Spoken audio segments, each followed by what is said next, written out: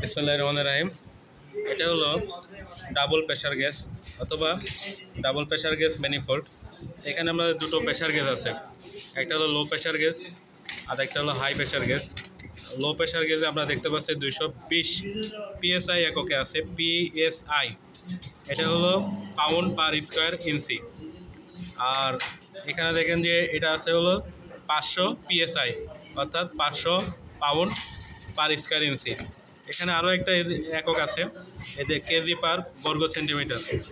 KG পার বর্গ সেন্টিমিটারটাই কিন্তু বার, মানে বার বলতে যে এককটা, অনেক জায়গাতে বার লেখা থাকে অনেক মিটারে, তো বার এককটাই কিন্তু কেজি পার বর্গ সেন্টিমিটার। ঠিক আছে, তাহলে এখানে একবার সমান সমান কত PSI যদি আপনাদের বুঝতে হয়, সেক্ষেত্রে দেখেন যে এখানে একবার সমান সমান আমরা দেখতে পাচ্ছি যে এখানে 10 PSI এর পরে আরও 2 ঘর গেছে, অর্থাৎ এখানে প্রত্যেকটা ঘরে 2 করে, অর্থাৎ 14 PSI মতো আর কি।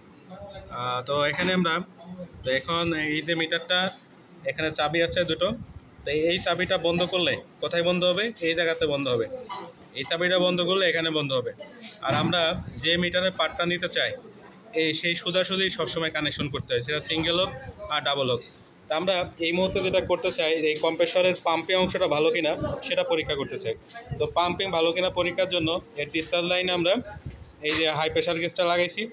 যখন আমরা কম্প্রেসরটাকে চালু করব তখন তো এইখানে আমাদের প্রেশার উঠবে, আমরা চাবি বন্ধ করে দিব। তো চাবি বন্ধ করে দিলে এখানে প্রেশার উঠবে, ঠিক আছে, আগেই চাবি বন্ধ করে দিব। তখন প্রেশার যখন আমরা কোথায় রাখবো, আমরা এই 350 PSI এর দিকে উঠলে আমরা তখন কম্প্রেসরটাকেই বন্ধ করে দিব, আর এই চাবিটা বন্ধ থাকবে। তারপরে আমরা ওয়েট করতে থাকবো যে কম্প্রেসরের এই প্রেশারটা ধরে রাখতে পারে কিনা, কি পরিমাণ প্রেশার সেটা বের হয়ে যায়।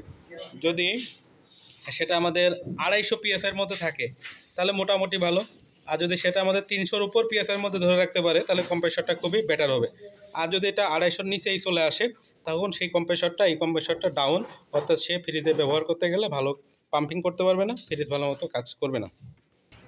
বিসমিল্লাহ, আমরা এখন কম্প্রেসরটাকে চালু করবো। সুইচটা দাও। দেখেন যে কম্প্রেসর চালু হয়েছে। তো এখানে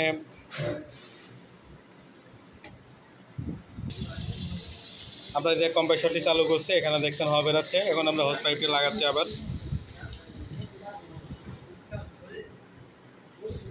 আচ্ছা, আমাদের এই প্রেশার গ্যাসটা মনে হয় কাজ করছে না, তো আমরা এই পাশে লাগাবো। এটা করলে এই পাশে লাগাও।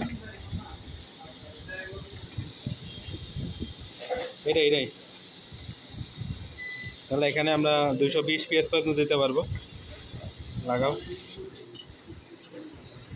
এটা। হ্যাঁ, এই দেখ করছে। তো দেখেন এই যে প্রেশারটা দ্রুত উঠছে, আমরা প্রেশার উঠে গেলে বন্ধ করে দিব। আমরা বন্ধ করে দিয়েছি, একটু ছেড়ে দিয়ে অ্যাডজাস্ট করে রাখেন। থাক ছেড়ে দাও, বন্ধ করো। তো এখন আসলে এটা আমাদের বেশি প্রেশার দেওয়ার দরকার ছিল, তো যেহেতু মিটারটা আমাদের কাজ করে নেই কাটাটা, যে কারণে আমরা এখানে যেমন যেই দিছি বোঝানোর জন্য বলছি। এই প্রেশারটা মনে করেন দেওয়া আছে, এখন এই প্রেশারটা সে ধরে রাখতে পারে কিনা সেটা দেখতে হবে, কিন্তু প্রেশারটা আমাদের 350 PSI দেওয়ার দরকার ছিল। ঠিক আছে, এবার দিয়ে আমরা ধরে রাখবো, এভাবে আমরা অপেক্ষা করবো ঘন্টাখানেক। তার যদি প্রেশার না নামে তাহলে বুঝতে হবে ভালো, কিন্তু প্রেশারটা আরও বেশি দিয়ে বুঝতে হবে। সেই ক্ষেত্রে 250 PSI ধরে রাখতে পারলে কম্প্রেসরটা ভালো হবে।